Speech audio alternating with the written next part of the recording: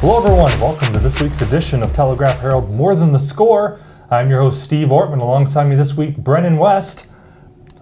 No time for pleasantries, we're going to get right to it. Boys and girls basketball preview episode. Wow, football, cross country. What else am I missing? Volleyball. In the books already. Yeah. Wow. It's a volleyball preview, so let's get right... No. Basketball preview. Yeah. Don't try to mess me up. All right, basketball preview. Let's get right to it. We're going to dive in, look at some of the teams here in the city and in the area real quick, teams that kind of stand out. We're starting in the city. You got to be talking Dubuque Senior boys. Yeah, well, this is a team that as freshmen, they made it to the state tournament and everything. Now, though, that freshman class is senior class. They rose in the rankings last year behind the likes of Noah Carter, Nick Timmerman, and Sam Link. Those guys are all back with plenty of experience. And, I think they have a right to be expecting some big things. They missed out of the state tournament the last couple of years, but, that's definitely one of the teams that in this area that I think could really make some strides this year, and they should be one of the better teams in the area. So how about on the girls' side? What are you seeing for those Rams? Yeah, when you look at the girls' side, you look at head coach Jared Deutsch. He had a lot of success over in East Dubuque with the Warriors, and he came over last year's first year. They won 6 games, really made some strides. This is going to be his second year, and they're going to look to continue, that upward trajectory. This is a program that has not had a whole lot of success before last year, and they're kind of on the right path, and they won 6 games last year. Aliuta Holfin is the big senior center for the Rams. She'll be a key player for them, and they got some other young players that have already had some big games here early in the season. So hopefully it's a season where the Rams can keep moving in the right direction.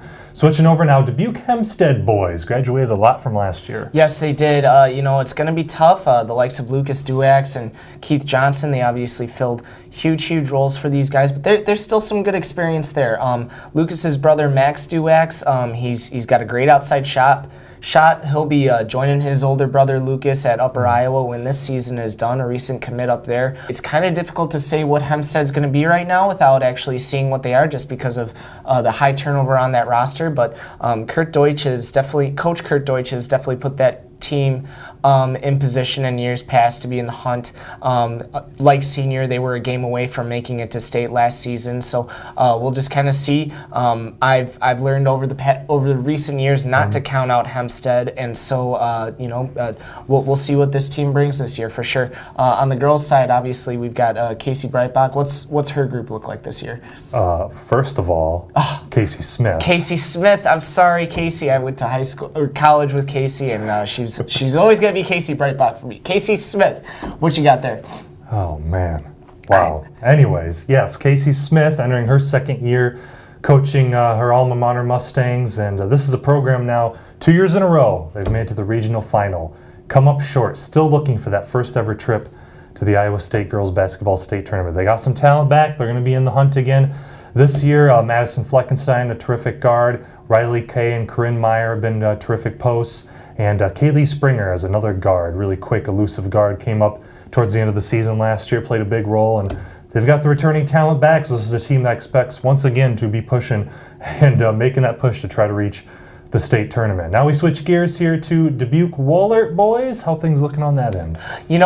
This was another team, a lot of high turnover. They lost the likes of Peter Timmerman and other key starters and everything, but they do return 2 pretty crucial players in Cale Schmidt and Jacob Shakamel. And then they added this kid, I haven't seen him play yet, but Isaac Ripley. I'm hearing some big things out of this guy here, a junior, coming into the fold for the Golden Eagles. As with recent years and everything, this is a team, maybe they take a couple lumps in that always tough Mississippi Valley Conference, but come tournament time, they're definitely competitive. This is a team that took down Oskaloosa, which was in the state championship last season. So I think this could potentially be another team, again, without seeing high turnover, not seeing everything that's on paper right there, but it's a team that could definitely make some headway. How about on the girls' side?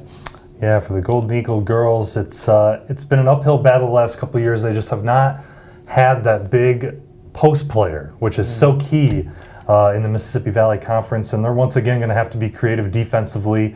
Not much height on the Wahlert roster this year. Morgan Herrig, she plays real strong and big as she can down in the post.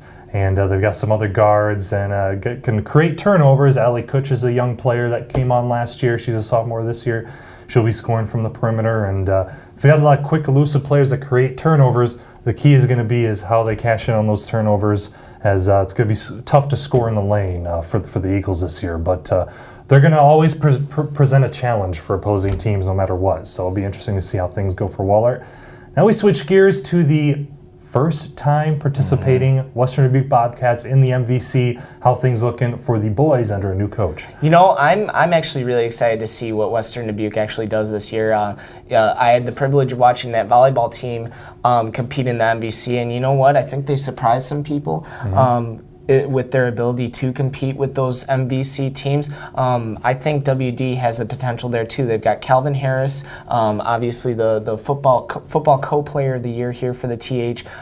He's even though he's just a junior, he's a very experienced varsity player for the Bobcats. And then they have a few other people like Sam Goodman and just a few other people kind of filling out that roster there. Lots of experience. A new coach in Wayne Cusick. He has had experience coaching in the past, though, Wayne has, and he's a long-time understudy of Dennis Garrity. So I'm excited to see what WD does this year. Kind of hard to say right now. Again, lots of new. They're playing in that new conference, but we'll just kind of see how things go. Definitely excited to see them play in the Wendy's Classic, though. That's definitely a showcase tournament that I've been hoping to one day see the Bobcats in. So can't wait to cover them, and we'll see what goes there. How about for the girls? Hey, you mentioned the Wendy's Classic. The boys will be in January. The girls also have the Wendy's Classic. That'll be in December. That's right around the corner here in a couple weeks. So girls side, Amy Oswinkle has been terrific leading this Bobcats program here, and I expect no different in the MVC. The challenge will be bigger. Obviously, they were kind of the proverbial big fish, if you will, in the small pond of the WAMAC, making it to the state tournament, and they're going to be tested even stronger in the MVC. Carly Fagan will be a terrific post for them this season, and you got a couple great guards there, and Lindsay Eimers and Casey Eimers. Of course, those would be the daughters of Wendell Eimers, the Dubuque Senior boys basketball coach. A lot of talent. They're always going to be strong on defense, the Bobcats women's program, but it'll be interesting just to see how they compete with some of these teams. Like I said, post play is such a big thing in the MVC for the girls' side especially, and Fagan will have to have a big season, that's for sure. But the Bobcats are always tough on the defensive side. Now as we shift gears, what are a couple of the teams you think stand out to you here in the area, Brenden, this year? Well, you know, I got three, and it's on all three sides of our area, all three states of our area. The first, obviously, defending champion Cascade. They lost 4 starters, but they returned Harris Hoffman, who's a first-team All-State player and and the all-tournament team captain for those Cougars. So we'll see how they go on their title defense. Then you go over to Illinois, East Dubuque, 29-4 last season, 4-0 start so far this year. The Warriors have a senior-heavy class led by Peyton Heller, Lane Boyer, and Hunter Sherman. So I'm expecting some big things out of them. Then up in Wisconsin, Isaac Lindsay, pouring in the points every single year. He's leading Mineral Point again this year. They were a game away from going to state. We'll see if they can actually get back there and perhaps beyond this season. How about for the girls? On the girls' side, pretty similar path here. In Iowa, I'm looking at Cascade, defending state champions. Unbelievable that Cascade had never won a basketball state championship either. Yeah, for boys or girls.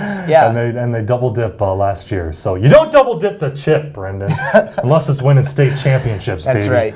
And they return Nicole McDermott, one of the best guards in the area, and she's just so unbelievable down at the state tournament. But they got some other talent coming back as well, and they're a team that's going to be a tough out, no doubt about it, in their bid for a repeat. Looking in Illinois, East Dubuque, they're off to an undefeated start this season.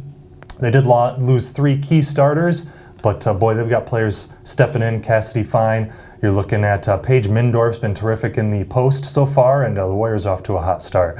And in Wisconsin, I'm looking at Cuba City, kind of an emotional story. Jeff Pustina always has this team playing at a high level. Unfortunately, last week he lost his wife Nancy to breast cancer, so it's going to be an emotional season for Pustina and the Cubans, so it'll be interesting to see how things go for them. And best thoughts and prayers obviously go out to the Pustina family. He's been such a big part of the basketball scene here in the Tri-States for many years. So that's it, I think. We just, bam.